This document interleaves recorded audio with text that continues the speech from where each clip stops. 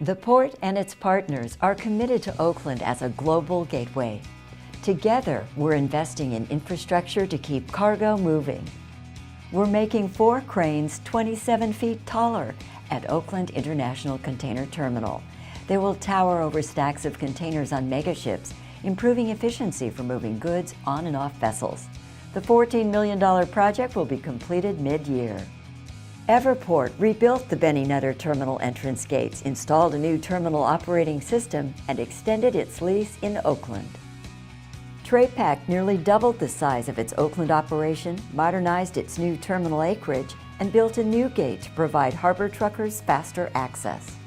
What's on the horizon?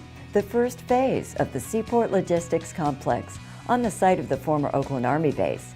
This is part of the port's strategy to increase its competitive edge. The vision? Modern distribution centers close to rail and our marine terminals.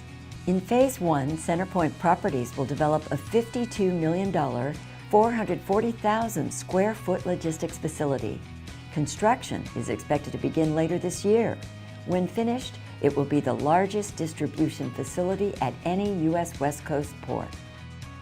We've built a $100 million rail yard that takes more trucks off of congested roadways and out of neighborhoods. We're constructing a direct rail link to cool Port Oakland, a new 280,000 square foot refrigerated facility for meats and other perishables. Dryspach Enterprises and Lineage Logistics broke ground on the $91 million project in 2017, with completion anticipated this year.